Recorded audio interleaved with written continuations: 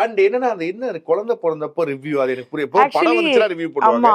அது எனக்கு புரியலையே. ஆனா ஃபர்ஸ்ட் வந்து நான் சந்தோஷப்பட்டப்பா நம்ம குழந்தை பிறந்ததுக்குலாம் ரிவ்யூ பண்ண அப்ப நம்ம வளர்ந்துகிட்டே தான்ப்பா இருக்கோம் அப்படின்னு ஓகே. நினைச்சேன். அண்ட் டு த இன்னொரு சைடு நான் என்ன பார்த்தேன்னா எனக்கு அவங்கள வந்து என்ன நீங்க பேசலாம், ஏன்னா பிரச்சனை இல்லை. எங்க அப்பாவை பேசலாம், என் ஹஸ்பண்டை கூட பேசுறதுக்கு ரைட்ஸ் கிடையாது. ஏன்னா அவரு இன்னும் அவரை வந்து சோஷியல் மீடியாவில் ப்ரொஜெக்ட் பண்ணிக்காரு. அவரோட ட்ராக் தனி, he is back of the camera, அவர் ஃப்ரண்ட் ஆஃப் த கேமரா.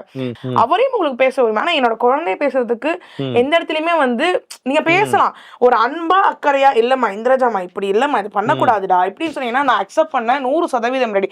ஆனா நீங்க ஒரு மாதிரி ரொம்ப இன்அப்ராப்ரியேட் வேர்ட்ஸ் எல்லாம் போட்டு நீங்க வந்து பேசும்போது எனக்கு சட்டுன்னு கோவம் வந்துச்சு. நான் இந்த தம்பி பிறந்து நான் வீட்டில் இருக்கேன். எனக்கு வந்து ஒரு 15th டே, அவன் பிறந்த 15th டேல ஒரு ரிவ்யூ வீடியோ வருது, ஒரு சோ கால்டு யூடியூபர்ஸ் அப்படின்னு.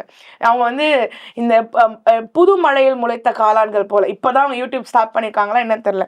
சோ கால்டு யூடியூபர்ஸ் வந்து ஒரு 20 நிமிஷம் ரிவ்யூ பண்ணியிருக்காங்க. இந்த மாதிரி அவங்க வந்து காசு இருக்குன்னு ஆடுறாங்க, அவங்க இப்படி பண்றாங்க, கல்யாணத்தை அப்படி பண்றாங்க, வளகா அப்படி பண்றாங்க. ஏங்க யாருமே உலகத்துல பிள்ளைய பெக்கலையா, அழுது இப்படின்னு ஒரு மாதிரி ஒரு 20 minutes ஆஃப் வீடியோ வந்து அவங்க போட்டிருந்தாங்க.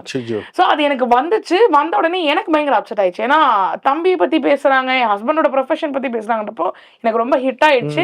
But to the other side வந்து என்னோட மீடியா ஃப்ரெண்ட்ஸ் எல்லாம் என்ன பண்ணாங்க, அவங்கள வந்து இன்னொரு ஒரு அஃபிஷியல் ப்ரெஸ் மீட்ல பார்த்தப்போ, அண்ணா நாங்க அவங்கள பார்த்துட்டோம், இங்கே தான் இருக்காங்க, நீங்கள் கிளம்பி வாங்க அப்படின்னு உடனே மாமா பெருசாக எதுவும் வேண்டாம், அவங்க ஏன் அப்படி போட்டாங்கன்னு மட்டும் ஒரே ஒரு ரீசன் கேளுங்க. ஏன்னா ஆஸ் அ மதராக இப்போ நான் ரொம்ப ஃபீல் பண்ணுறேன். குழந்தை பிறந்து 15 நாள் கூட ஆகலை, எப்படி எங்களுக்கு பேச தோணுச்சு. ஏன்னா அவங்க வீட்டில் வந்து ஒரு குழந்தை பிறந்தாலும் இப்படி தான் பேசியிருப்பாங்க அப்படின்னு நேரில் போய் பேசினதுக்கப்புறம் இல்லை இன்னும் ஒரு டாப் சேனல் பேசினாங்க, அதனால அவங்க பேசினது அவங்க வந்து எக்ஸாஜரேட் பண்ணி உங்களை சொல்லியிருந்தாங்க, அதுக்கு நாங்கள் ரிவ்யூ பண்ணியிருந்தோம். நீங்கள் அந்த டாப் சேனல் வந்து எக்ஸாஜரேட் பண்ணி சொன்ன மாதிரி ரிவ்யூ இல்லையே, நீங்கள் டைரெக்டாக எங்களை பேசின மாதிரி இருந்துச்சு. ஆஸ் அ நியூ மாமா அவள் ரொம்ப டவுனா ஃபீல் பண்றா. ஏன்னா இன்னும் 30 நாள் கூட அந்த குழந்தைக்கு ஆகல. ஐயோ ஆஃப்டர் பிரெக்னன்சி ஸ்டேபிளாவே இருக்காது, மைண்டே வேவர் ஆகும், ரொம்ப கஷ்டம். அது போஸ்ட் பிரெக்னன்சி ட்ராமாலாம் நிறைய பேருக்கு ரொம்ப இருக்கு.